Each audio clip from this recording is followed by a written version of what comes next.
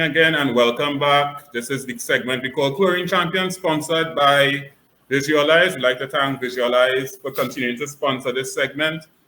They are located in Cureap, Trinity, and Chaguanas, and you can get them at 662 EYES. And as we advertised previously and we announced just now, up next we have one of our Tokyo 2020 Olympians, Ms. Cherelle Thompson, who is back home in sweet TNT. Good evening, Cherelle Thompson.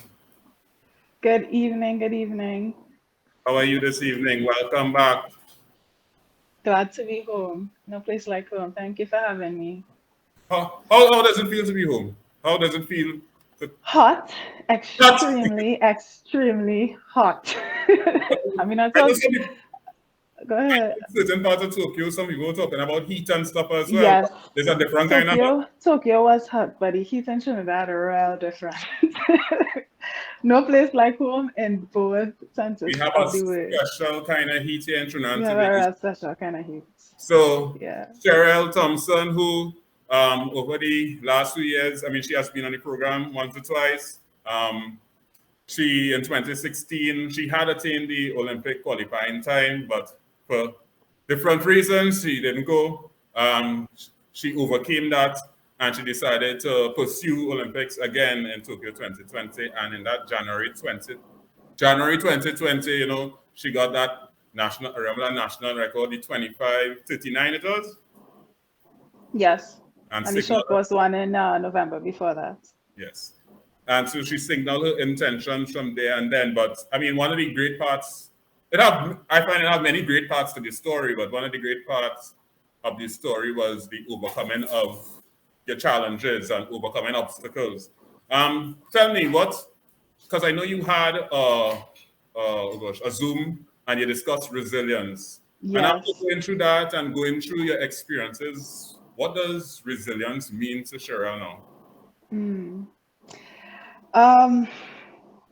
Resilience is definitely a huge part of my story. And when I thought that I had resilience in 2016, 2020 proved to bring out a different level of resilience. And for me, I see resilience now as the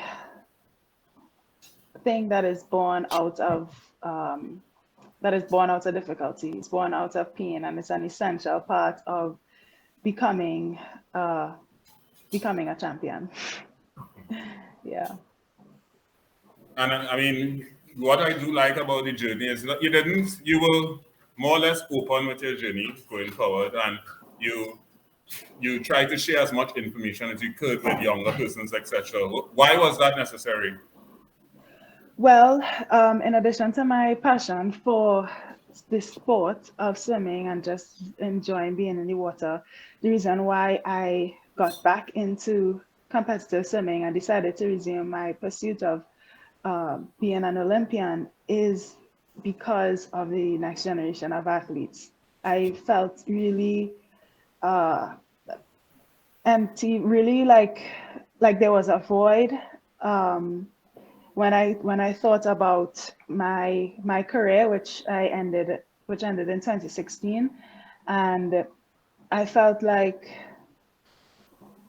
there was more that I could do to really inspire the next generation of athletes to achieve anything that they do want to achieve, no matter what obstacles and challenges that they came up with. And like I said, it was the passion that I have for the sport.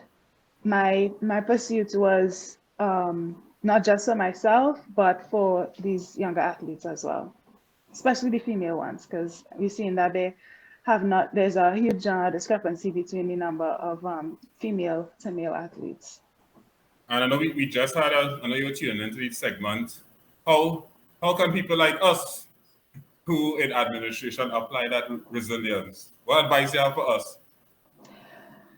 I mean, there is a lot that was shared earlier on, and I believe just the mere fact that you are on here week after week, and the people that join you each week to tune into the live it means that there's something inside of us and inside of you all that really wants to see better for swimming in Trinidad and Tobago.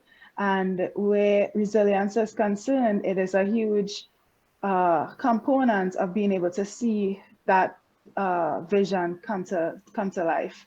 And I hear a lot of passion in your voices each time you'll share on different topics.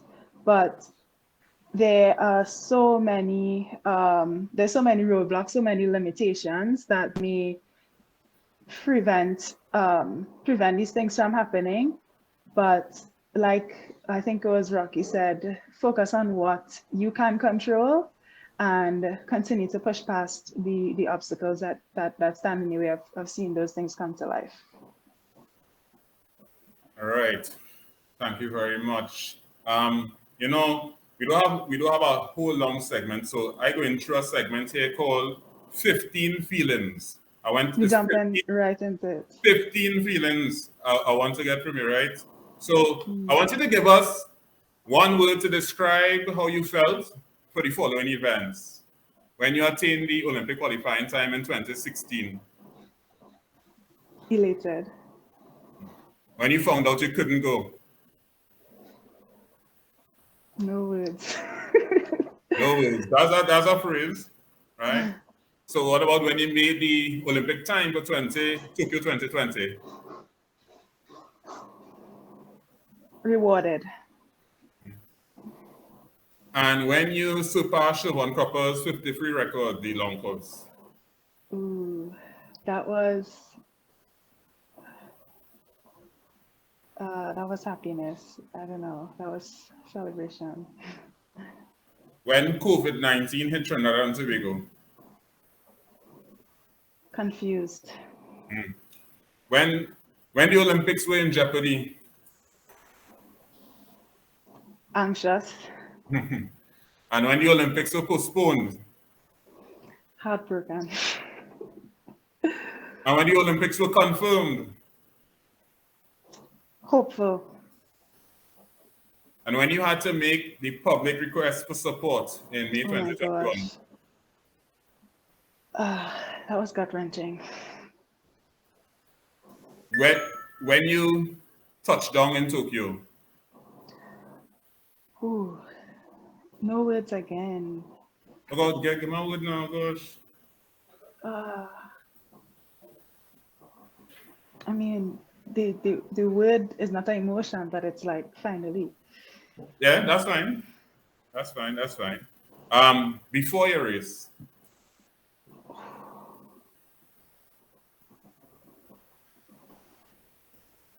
Ready.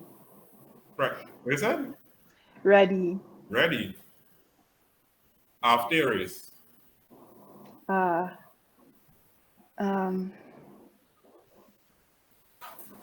Another heartbreak.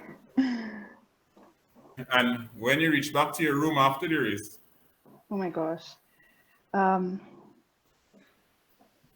Wet with tears. This one would think kind of hard. And when you touched down in Trinidad and Tobago, when you came home? It was heartwarming. Heartwarming. So wait, before I go there, so we go through a whole set of emotions that we went, and I could see you was actually trying to find the emotions as you're going along the path. So I want to ask you, how have you been able to manage all these emotions and manage your mental health? Okay. A combination of things that contributed to me being able to bounce back even from some of the disappointing parts of my journey. And I had the support of a sports psychologist who, Dr. Richards, helped me to work through identifying emotions and understanding how to use them to my benefit. And that's something we did early on in 2018 or so. And it was a very it's something I had to do a lot of introspection with, and it was a difficult process, but it proved to be helpful later on when emotions came up that I couldn't really place or like wasn't sure what to do. And the second the second source of support that I had was in mentorship. And this is from someone who was not even uh, an athlete or knew anything about sport, and she's from Jamaica. She would have walked me through different phases of my journey from 2020, the beginning of 2020. And that, as we all know, would have been the beginning of a very dismal season. And even like I said, I was very disappointed after my race. It was her mentorship and support that helped me to deal with my emotions, to acknowledge them for what they were, and then to be able to move forward from there.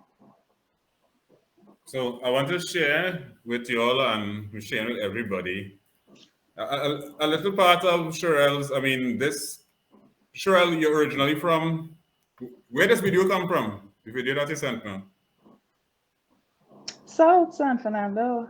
So San Fernando, the heart of San Fernando. Where exactly you're from? I don't want the exact address. Let people know. Where I'm from, Where it's you're hard from? to say. I'm from South. I have moved around different parts of San Fernando, but Where you different just parts of South it's a Trinidad, South but I'm a game. Southie. All Yeah, so right. South, yeah. So let's see how South people does do it. So I want you all to take in this little video here. Sometimes in life, you just gotta sit back and realize how beautiful life is, you know. Just me, myself, and I, sitting by a poolside, and everything's alright. I look up in the sky, slow down time, ease my mind. I keep my energy burning today, and through the storm I won't lose my head. I pray, I give thanks for the smallest things, for another day. Everything give thanks for the strength in my get to me ain't give up yet. With all of my breath, give thanks for the smallest things, for another day. In everything, give thanks for all the strength we might get to me ain't give up yet. With all of my breath, I'm not quitting. Man in it to win it, the stress and the fight comes with it. I stay committed. Don't rush it, don't force it, just keep your cool and listen. I'm not quitting. Man in it to win it, the stress and the fight comes with it. I stay committed. Don't rush it, don't force it, just keep your cool and listen. Sometimes in the easy, you know, real pressure, but you harder keep pushing, you harder keep pushing. Last night, I don't know what happened. I guess life just gone and my head starts spin. No matter how hard I try swim, I never see the surface, I start gasping. Oh Lord, I need the help again. All the sin, all my arms hurting. Oh Jah, I hear talking. He said, don't stop moving, yes I'm coming. For the smallest things, for another day. In everything, give thanks. For the strength when I get to me, ain't give up yet. With all of my breath, give thanks. For the smallest things, for another day. In everything, give thanks. For the strength when I get to me, ain't give up yet. With all of my breath, I'm not quitting. Man in it to win it, the stress and the fight comes with it. I stay committed. Don't rush it, don't force it, just keep your cool and listen. I'm not quitting. Man in it to win it, the stress and the fight comes with it. I stay committed. Don't rush it, don't force it, just keep. So Cherelle, what did all of this mean to you? Um, it definitely meant a lot. It was an eye-opening surprise that I had from my family and my community in South. Um, like I said, I was really disappointed with the results of my race, my Olympic race, and then as I was processing it, um, to come home and to have that welcome and that congratulations from them meant a whole lot because it helped me to see how much more this journey meant to my community, and it also served as a source of encouragement for me, even though I had not yet achieved the medal that I had worked towards, the medal and the time that I had worked towards. So it's something that I see as a gift of grace because I I don't see myself as deserving or something like that, but it was a demonstration for me of how important community is and how important even me being transparent with the different stages of my journey, how impactful it was to other people. So people, good people. So people are very good people. And who was making all that? I see a man like he come out with the towel. That was the Trinidad and Tobago towel. Yeah. They come out with everything. Somebody in the car, and they were random people who pass through when they see this line of cars making a lot of noise. They're like, "What's going on?" And when they find out, they join the bandwagon too and start to make noise. But the loudest deep voice you're hearing in the video was my father. I want to bring that up, but I'm not bringing it up just yet.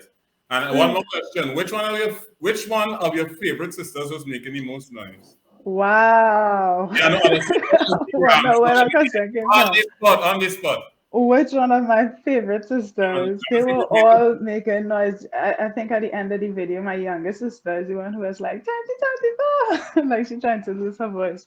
But as much as they'd love for me to answer which one is my favorite, I love all of my sisters dearly. And really, I told them I have the best sisters in the world. I'm very grateful for them. So let me go a little bit into Cherelle and Cherelle's development about swimming, because I mean this is a journey that would have started somewhere, not 2016, would have started somewhere.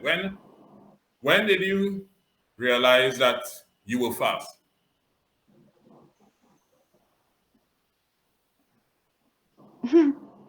I can't even answer that question. I don't know. Then I realized that I was fast. I could answer when I realized that I wanted to go to the Olympics, but see as fast as relative, you know. Okay, do you know what makes you fast? What makes me fast? Yes, I believe it is a combination of my God-given talent and my attention to detail, which I have to keep like tamed because it could be a little overboard, overthinking. But my attention to detail and attention to technique. So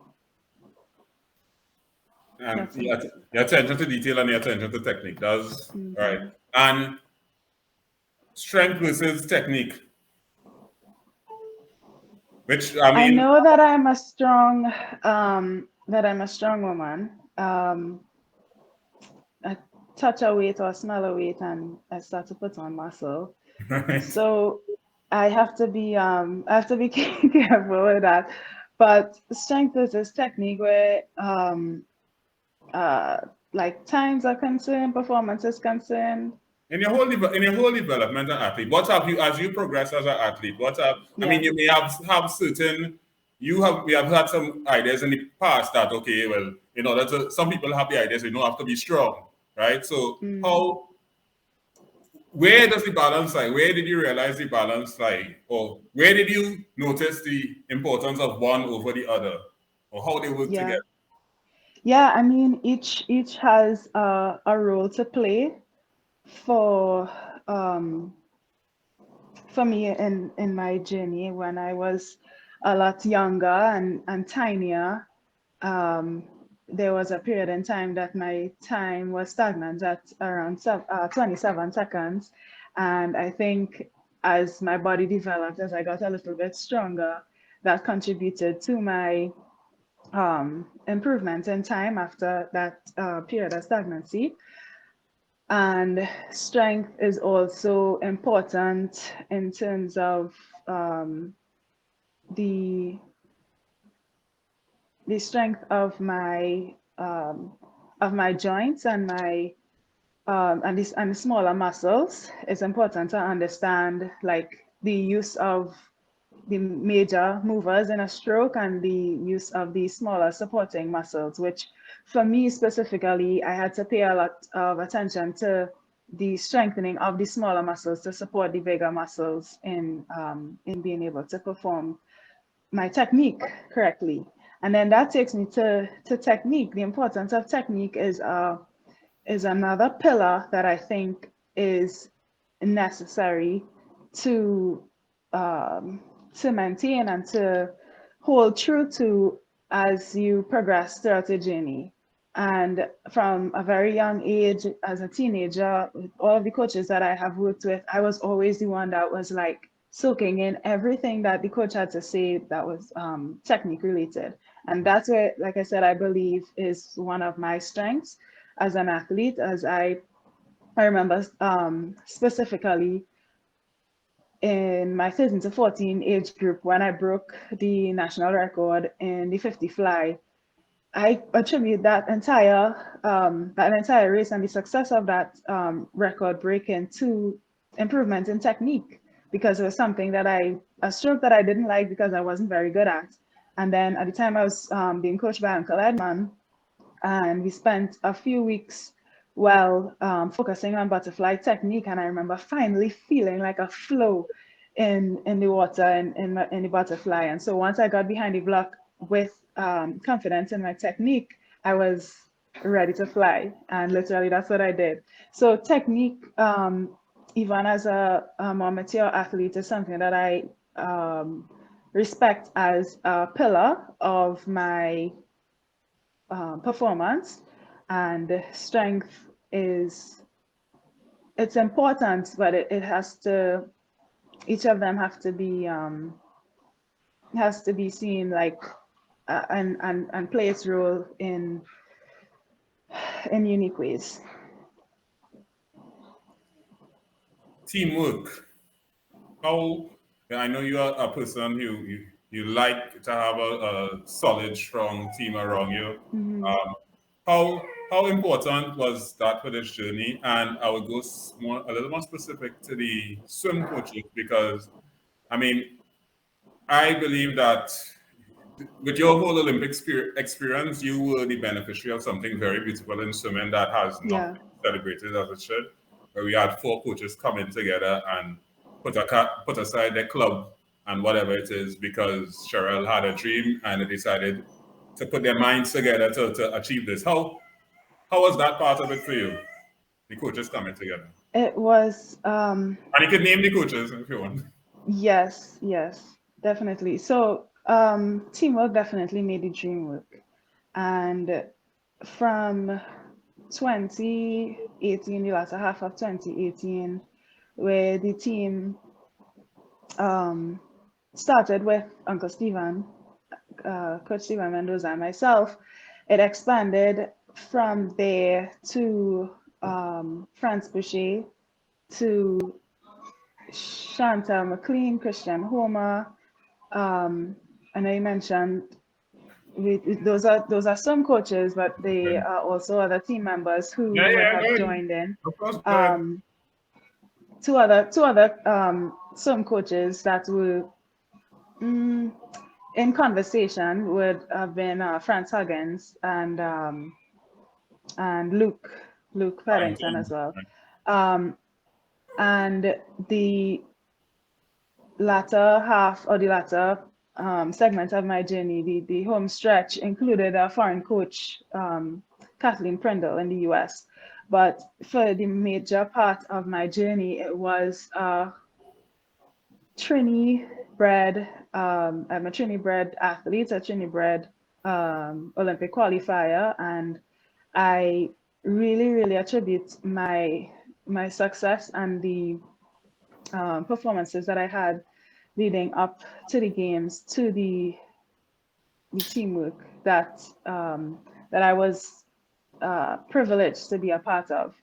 And what that looked like in my journey was a level of respect among coaches, a level of humility, and a huge part of it was unity.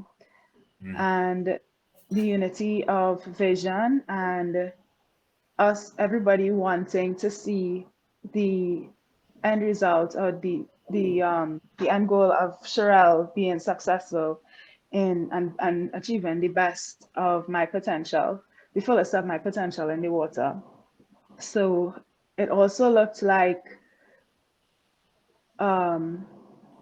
monthly meetings.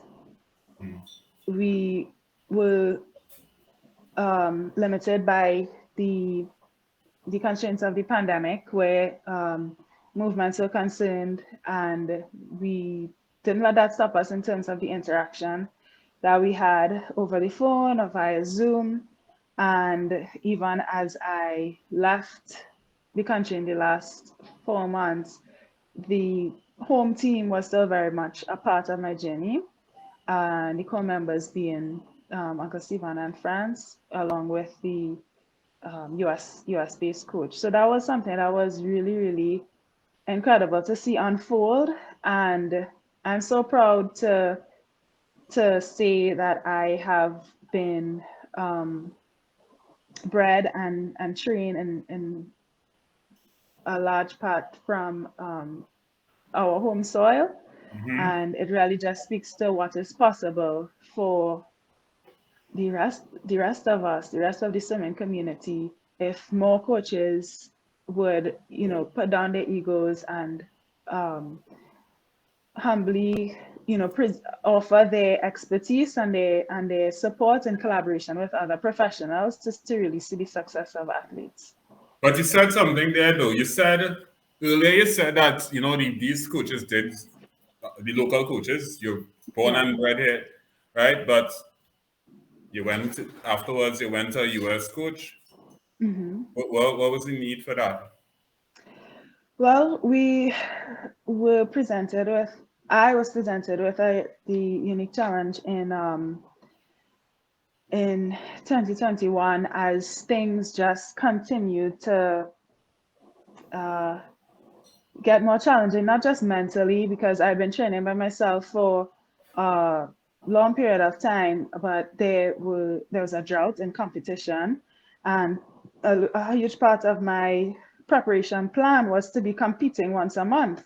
And as much as I appreciated the efforts of the Swimming Association to put together the competition for us, it really wasn't the same as having someone that was closer to my speed to really simulate the pressure of a higher level competition. So the transition to the US in the last 4 months of my journey was really necessary for me to be able to get that competition element, and also to have a change of environment that would have just given me like a breath of fresh air and motivation, external motivation, as I had other people beside me who were really closer to my age and pursuing big goals in sport and swimming as well. Did you regret that decision at all, going to the US? I don't. Even though the results, my time at the end of the road in Tokyo was not what I had worked towards and hoped for. The things that I walked away with from my time in the US levels of maturity as an athlete that I needed, and it also brought a new perspective to my training in ways that I would not have been able to experience here in Trinidad. And it's not something that I regret at all. However, I will continue to process and evaluate the things that worked and did not work in my training, and make an informed decision together with my support team to move forward in a very intentional way. Do you think we have the coaches in Trinidad and Tobago that have the skill and the will to continue to produce Olympic athletes even better than yourself? Yes, yes. The short answer is yes. I believe we do have it. We have what it takes, but there are definitely some gaps that need to be filled in seeing the full potential of coaches be realized to produce more Olympic athletes and Olympic medalists in the future, which is something I really would love to see. And some of those things include, like I mentioned before, the humility of coaches, the putting aside of egos. And I think there are some among the pool of coaches that may have the will but not necessarily the skill. There are those who have the skill but not necessarily some of them are actually disenchanted from all of the challenges and obstacles and the politics that surround swimming in Trinidad and Tobago. And some of them also do have like a gap in coach-athlete relations that are very essential in really being able to support an athlete for the long haul.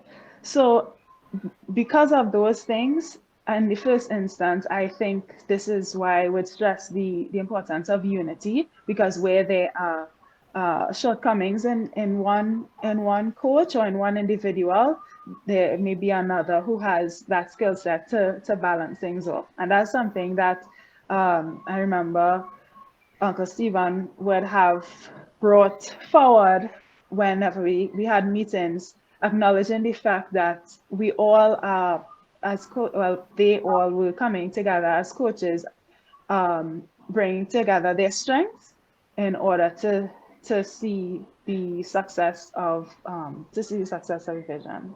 So we have the skill, we have will, but there's no one person that is able to do it alone.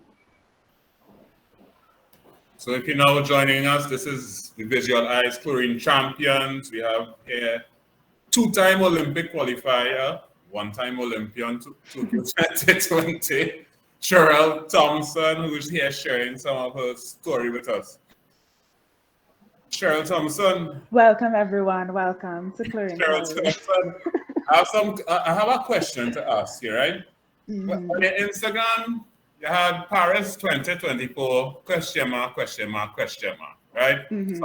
Some days ago, right? Let me sip my water. Yeah, take a big sip, right? And thanks for not bringing any branded bottles. We need our water sponsor as well, right?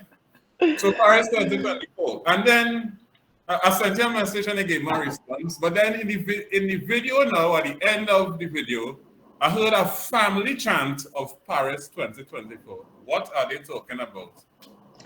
Paris 2024 is still question mark. But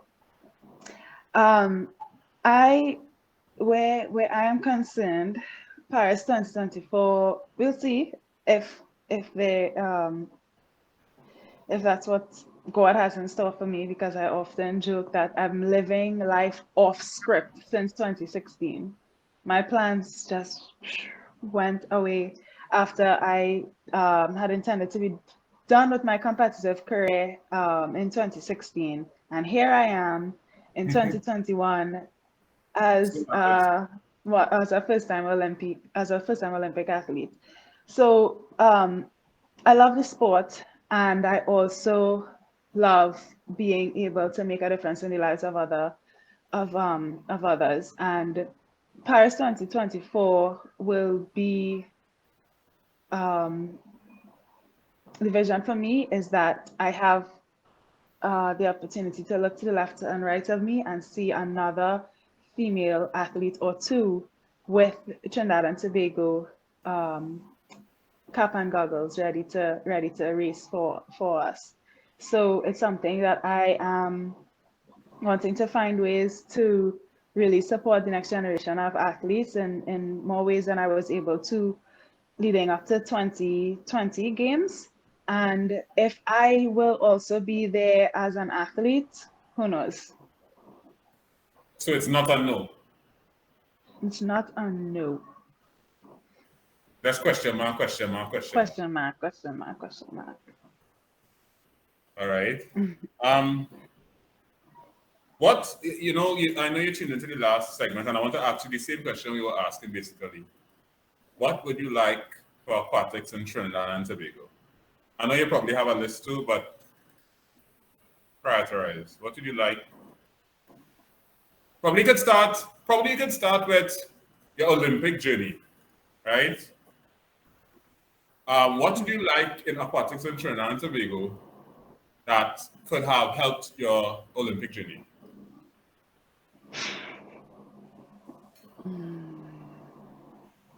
Well, I'll help you with the words along the way if you need it.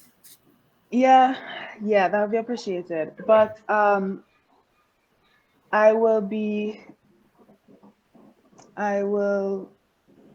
cautious in the way that I proceed, Yeah. that I tread here. But what I would love to see generally, and not just for myself, is that athletes have a structured roadmap, that they are supported in being able to see what it would look like to qualify for the games, to be able to even get behind the blocks, because it's a lesson that I would have learned the hard way in 2016 after rules changed from 2012. And through mentorship, I was able to put together a roadmap for myself and have a clearer picture of what it took for me to get there. And I think that is something that was unique for me to be able to do as a mature athlete, but I am also quite a few years removed from the next female competitive athletes in Trinidad and Tobago. And it's something that they need to be supported in, and whether it is at the club level from their coaches, who would be able to identify the potential in any of their athletes, begin to have conversations with them and with their parents as to what it would look like beyond the times, right? The times are one element of it, but it takes a whole lot more to actually be able to get to the Olympics. You're talking about the qualifying competitions, you're talking about the people on the team, the resources, the financial resources.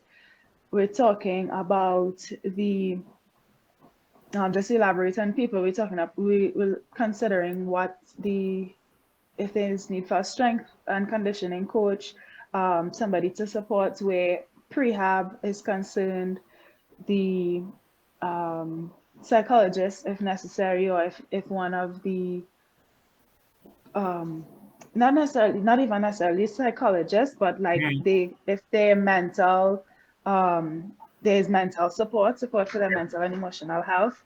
And I want to throw in the mix mentorship. I think that is helpful, because being able to interact with somebody who has walked the road before is something that is going to hugely support a young athlete, especially one who may be venturing there alone. And this is where I will shout out my big sister, Chantal McLean, who was a huge influence and support system for me throughout my entire journey since 2008. And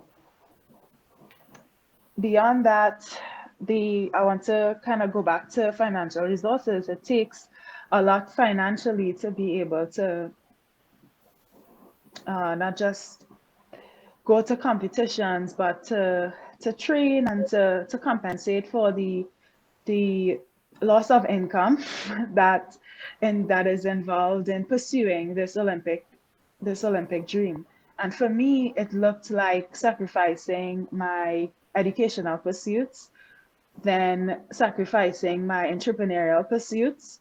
And it's not because I was getting compensated for it, to be able to earn a living, but I had to commit wholeheartedly to this dream if I wanted to achieve success.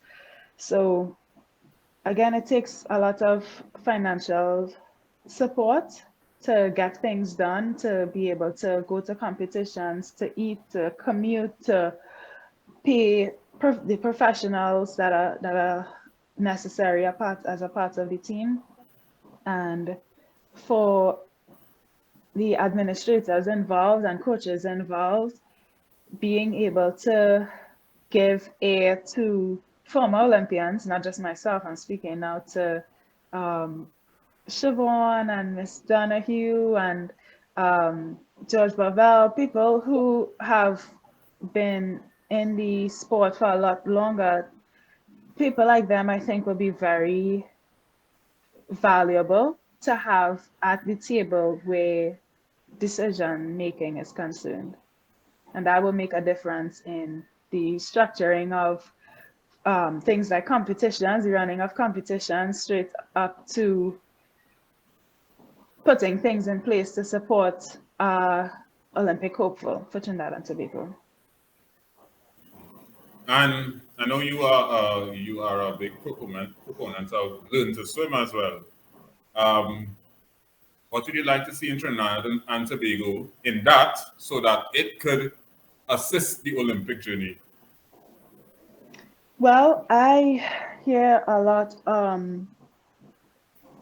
of the feedback from coaches and from those who have more insight into the runnings and the progress of things from learn to swim straight up to competitive swimming.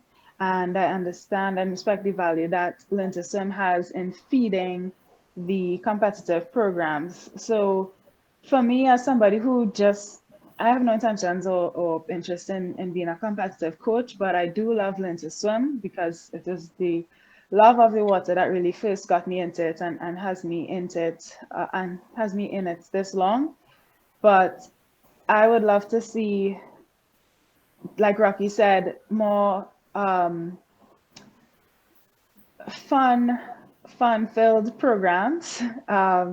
I'd love to see that at the learn to swim level and the pre-competitive level that coaches do intentionally incorporate opportunities for the athletes to really just enjoy being in the water.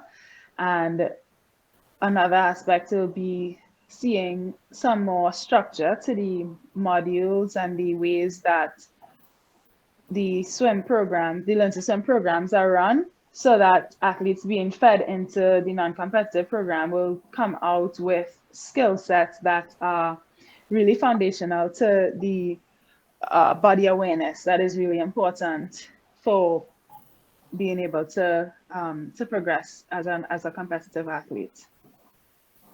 And you have been out there, right? As in make yourself available, open about your journey. How important do you think it's something that every athlete has to do, or is it that was just your personal choice?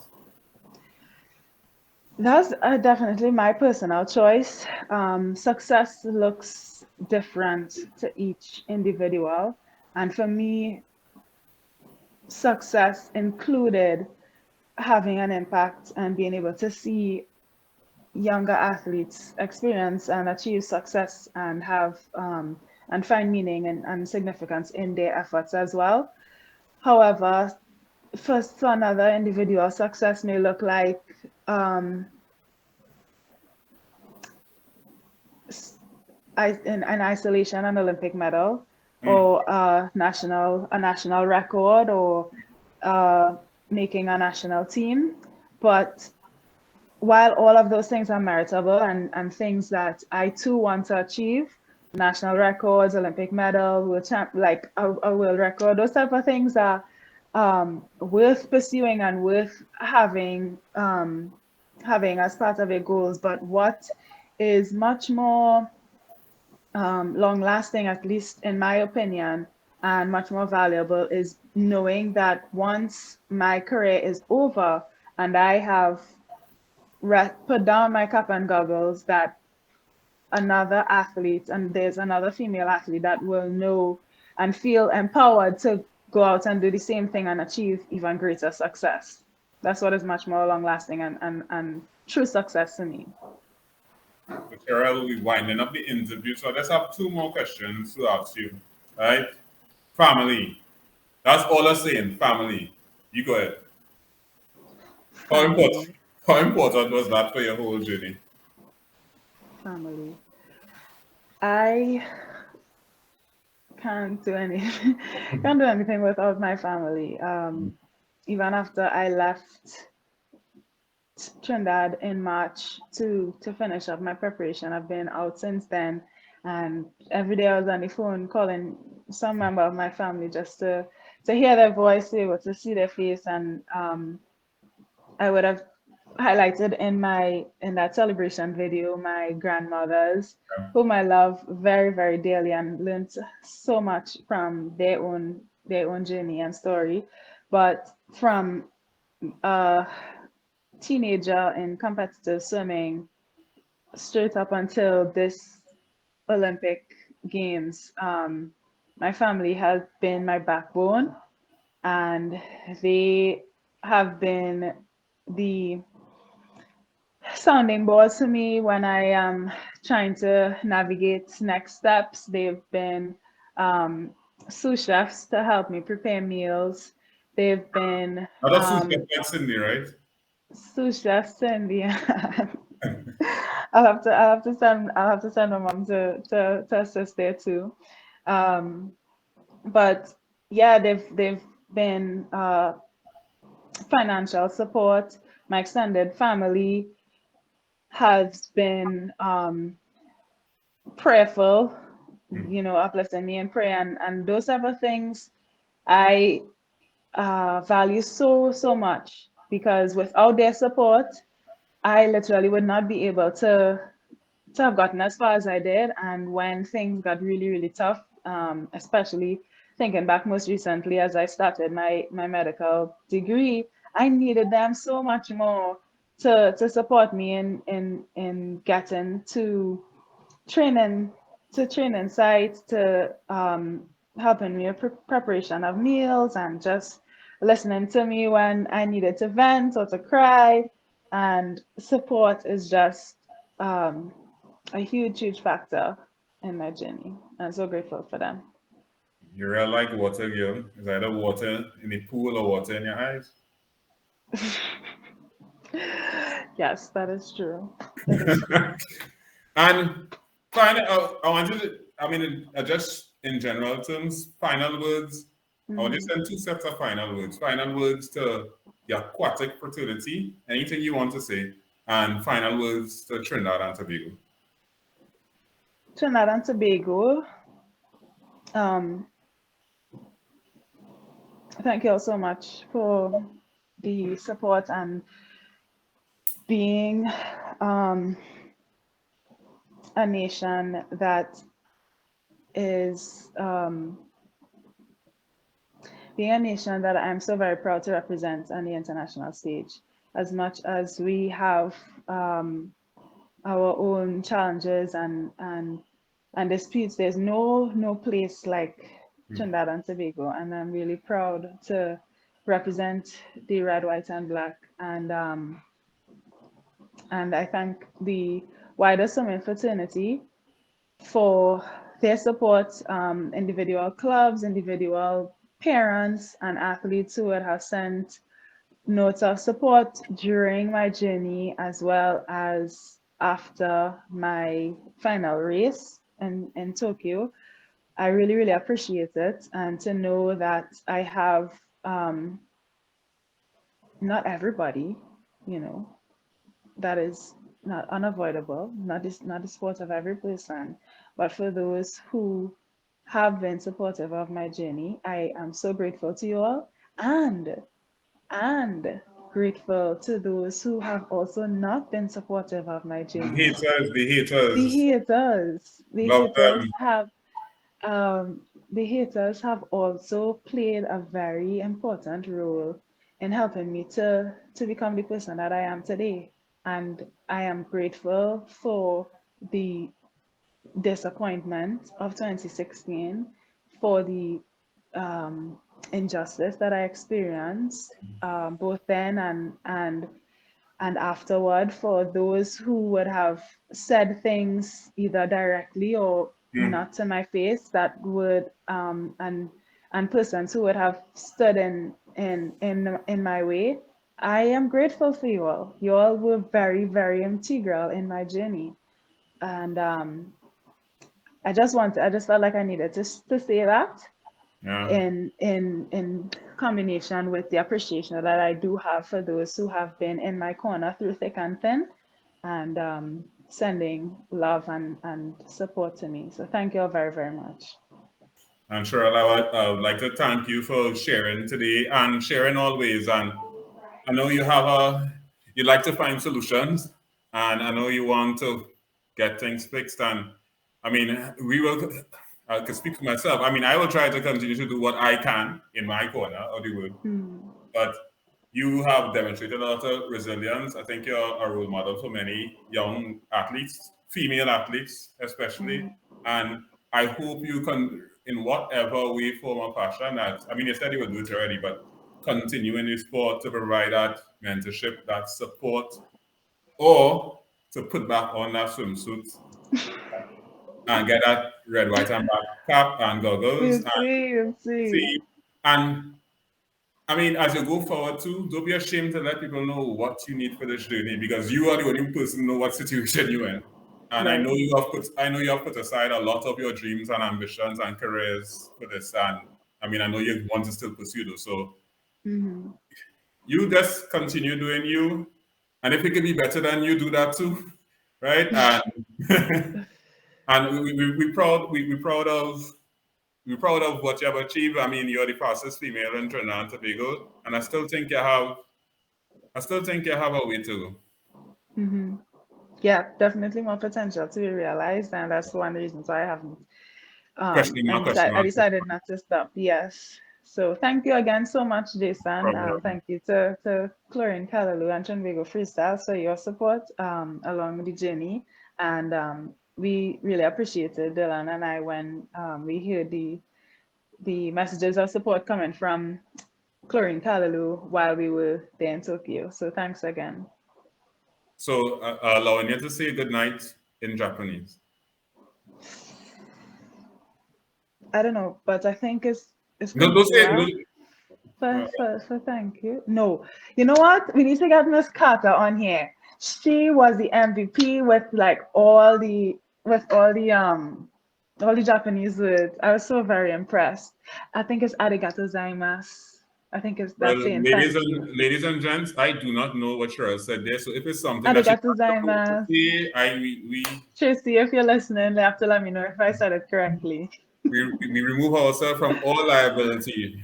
All Thank you very much. right. Good night, everybody. Thank you. And thank you everybody for tuning in, and everybody else.